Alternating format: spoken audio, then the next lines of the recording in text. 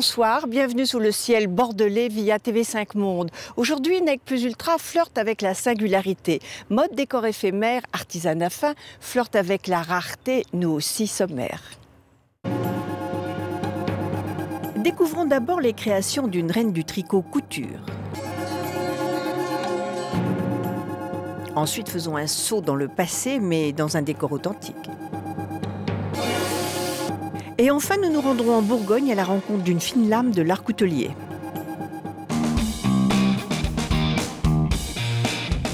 Loin des dictats d'une collection classique, le travail de la ravissante Alice Lemoine séduit par sa modernité. Sa passion, la maille faite main, en pièce unique bien sûr, rencontre.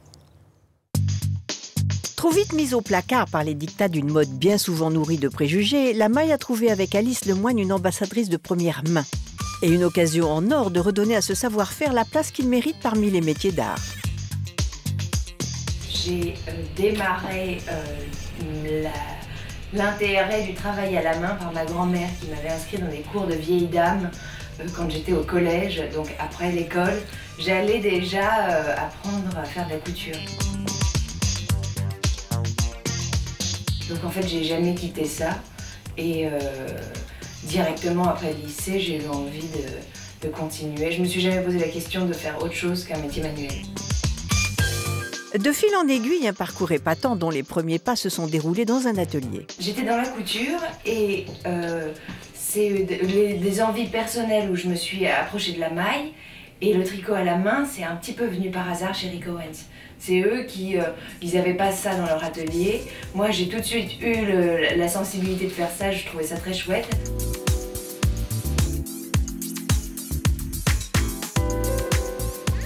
Maintenant, j'ai plus du tout envie de faire autre chose, parce que on est complètement libre de faire quelque chose soit de traditionnel, soit de complètement fou avec le tricot. Chez Alice, pas de collection au rythme des saisons, mais des pièces uniques créées selon son inspiration. Je ne conçois pas une collection vraiment entière comme on regarde, on fait la robe, on fait le manteau qui va avec, la petite veste, le petit chat. Moi, je fais vraiment que des pièces que je travaille sur mon mannequin et que je travaille dans le désir de les porter. C'est-à-dire qu'avant de les avoir présentées, je me suis fait des modèles pour moi que j'ai portés plusieurs mois avant et c'est comme ça que je crée la collection. C'est pas très rationnel, c'est vraiment au sentiment.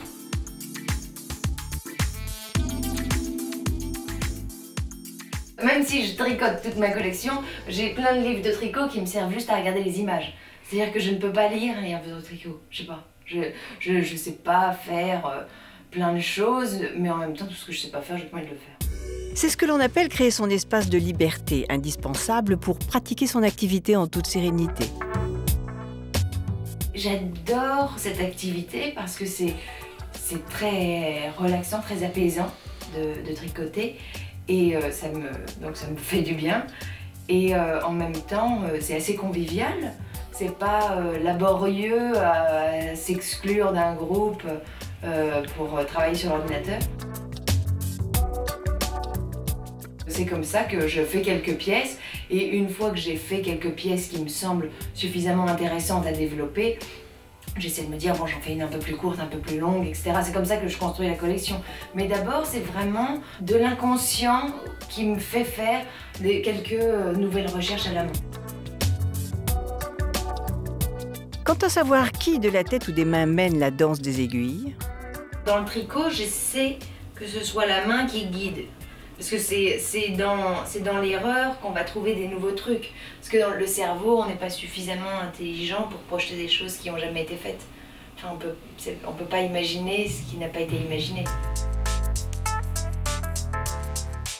J'ai des laines en fait plus sèches et des laines plus poilues.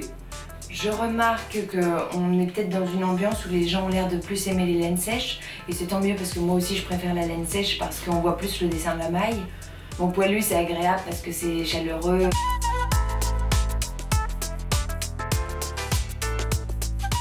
C'est vrai que pour moi aujourd'hui, j'ai tellement de choses à mettre dans ma recette en quelque sorte pour faire un style, quelque chose qui a de la tenue, etc. que le toucher, c'est pas la chose la plus importante pour moi.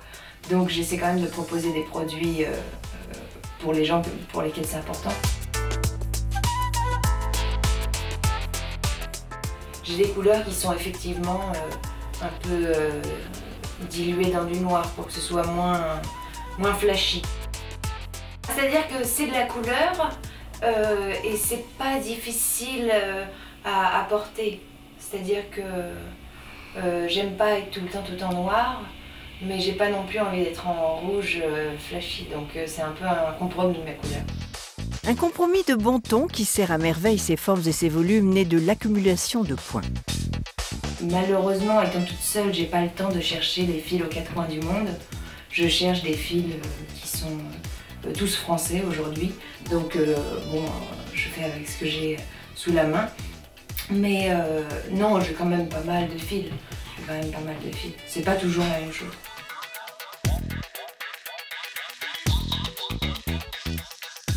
Moi j'aime bien travailler avec des filatures françaises parce que je commande 2 kilos, puis il m'en refaut, j'en recommande 500 grammes, 3 jours après, c'est un lien très proche. Et c'est beaucoup plus humain, j'aime bien toujours parler avec la même personne. Enfin moi je suis assez fidèle.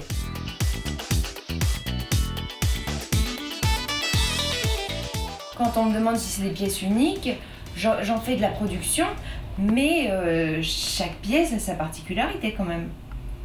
C'est vrai que c'est des modèles qui ont des différences. Une maille mode qui n'aille qu'à soi, un nouveau luxe contemporain. Ma définition du luxe, c'est plus une éthique personnelle en fait. C'est d'être libre, libre de vouloir porter un vêtement parce qu'on l'aime plus que parce qu'il appartient à quelque chose. Et quand on sait qu'Alice ne crée que des pièces qu'elle aimerait elle-même porter, l'on se dit que certains créateurs feraient bien de s'en inspirer.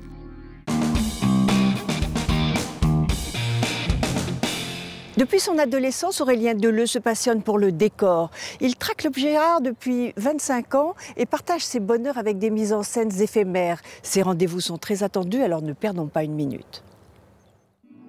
Amoureux de l'art de vivre du XVIIIe siècle, Aurélien Deleu propose 2 fois dans l'année, au printemps et à Noël, de partager son goût immodéré de beaux meubles et de beaux objets le temps d'une expo-vente éphémère. Pour moi, c'est du décor. Quand on a le sens visuel et qu'on regarde dans son ensemble, c'est du décor. Mais je dirais que je me détermine plutôt comme un faiseur d'ambiance dans une destination qui est le XVIIIe siècle, qui est un peu un XVIIIe revisité, modernisé, remis au goût du jour, pour qu'il y ait un accès plus facile aussi au niveau de la visibilité du plus grand public.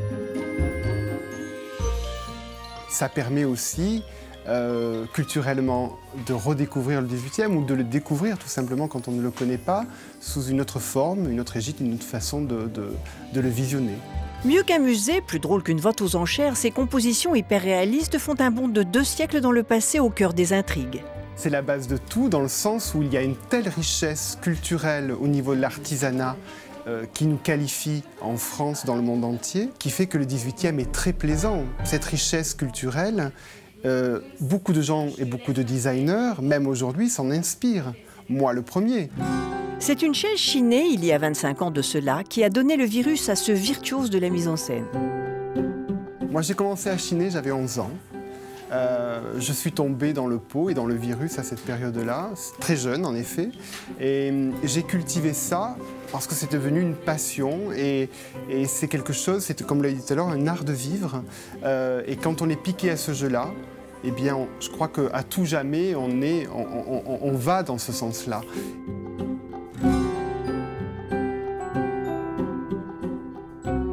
Toutes ces choses que j'ai trouvées depuis cet âge-là, j'en ai beaucoup gardé, mais il est arrivé un moment où c'était très débordant et j'ai eu l'envie de faire partager toute cette richesse de Chine en me disant que ça pourrait plaire peut-être à d'autres personnes, mais qu'il fallait trouver une autre manière peut-être de le présenter.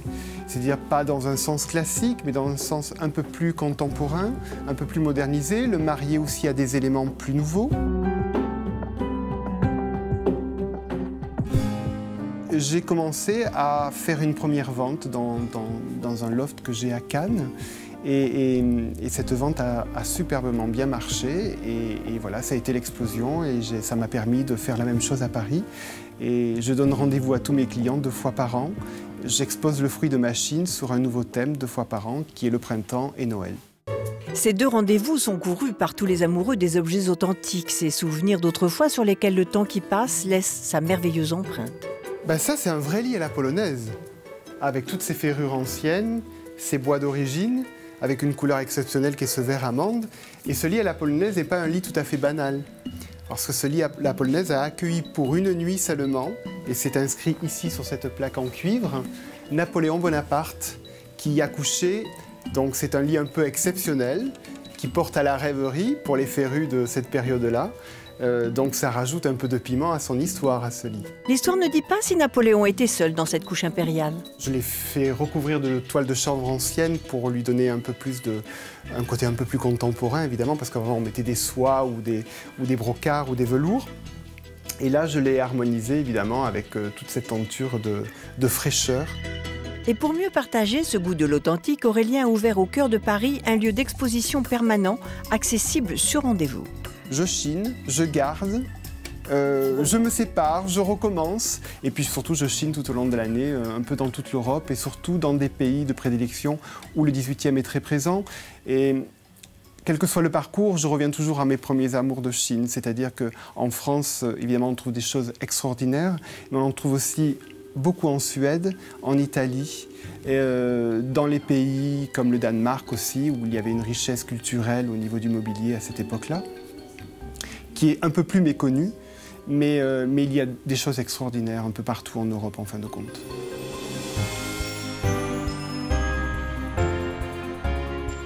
Je travaille beaucoup sur le détail, c'est très important.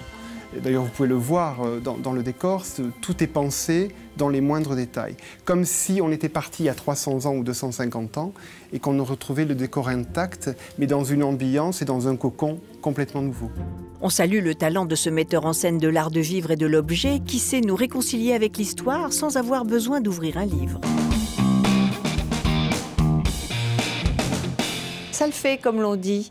Avis aux amateurs de fines lames, Jean-Noël Buatois se passionne pour l'acier damassé, le bois, l'ivoire. Il maîtrise parfaitement l'incrustation de nacre. Il crée des couteaux d'exception sous le label Atelier d'Art de France. Rencontre.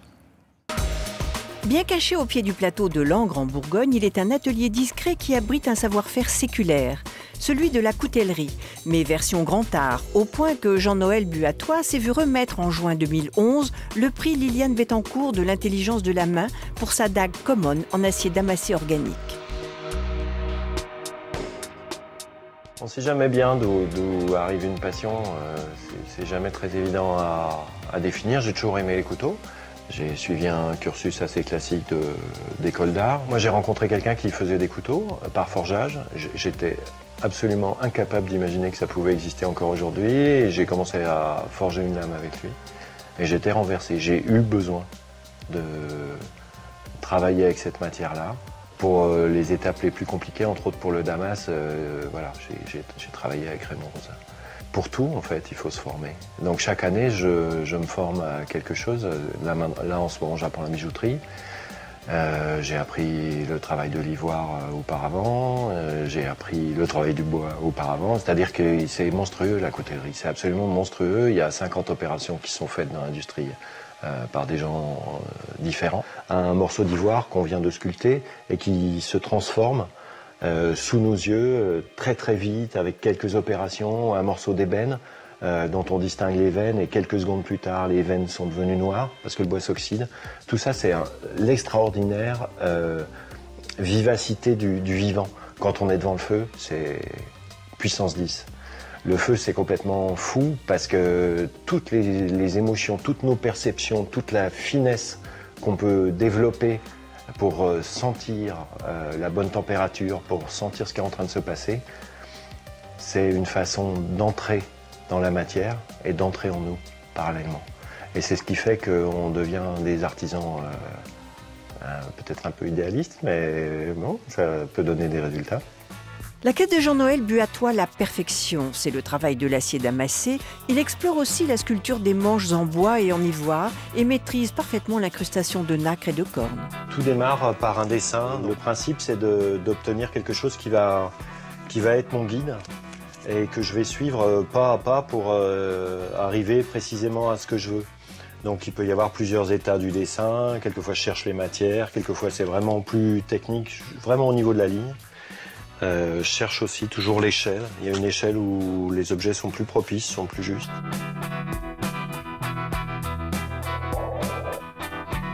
Alors voilà, on est passé de la lame qui vient d'être forgée et rectifiée à une lame qui est nettement plus avancée. Alors évidemment, le couteau maintenant il fonctionne, il y a un cran, voilà, qui est commandé par le petit bouton au-dessus, on appelle ça une pompe à vent. Et je fais un préassemblage juste pour qu'on se rende compte, ça commence à être un objet. Un objet qui est aussi une arme, ces lames constituent un corpus à part dans l'univers de l'artisanat d'art. Par exemple, celui-ci, c'est le Voltaire. Le Voltaire, il a existé de multiples façons, c'est-à-dire qu'il y a eu des versions très très simples, et puis au fil des années, ça évolue. L'idée, c'était d'avoir un objet avec le manche très abstrait, en argent, et un travail qui soit plus proche de la bijouterie que de la coutellerie ou quelque chose entre les deux. Ça reste un objet pour couper son pain ou son saucisson ou se faire plaisir au quotidien, mais c'est aussi un bel objet d'orfèvrerie. Là, 2 petits couteaux du Caucase que j'avais fait à l'occasion de l'exposition au musée des Beaux-Arts. Un couteau nordique, une pièce là que j'aime beaucoup, très beau petit stylet. Là, c'est plutôt le tiroir de la cuisine, avec les couteaux forgés. Un autre objet, très simple, d'allure, c'est un pliant que je fais depuis plusieurs années, qui a eu plusieurs vies, et là, qui est devenu absolument simple. Il reste 2 clous pour tenir les plaquettes, et une lame avec un acier damassé très complexe. Petit couteau tout simple, mais qui demande quelques années d'apprentissage. Ces lames damassées peuvent comporter entre 3 et plusieurs milliers de couches de métaux différenciés. On les obtient par corroyage, c'est-à-dire par soudure de plusieurs plaques de métaux.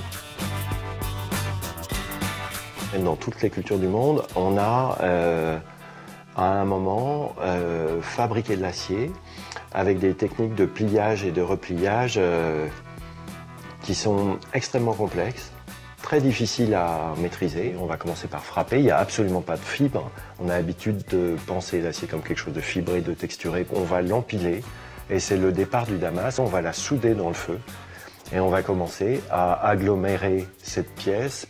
Et de la même façon qu'on le fait mécaniquement, on le fait aussi symboliquement. Petit à petit, on épure, on épure, on épure, jusqu'à obtenir un barreau d'acier parfaitement cohérent. Et le temps est venu de tordre le cou à quelques idées reçues en matière d'artisanat d'art. Pour moi, le champ culturel, il n'est pas borné.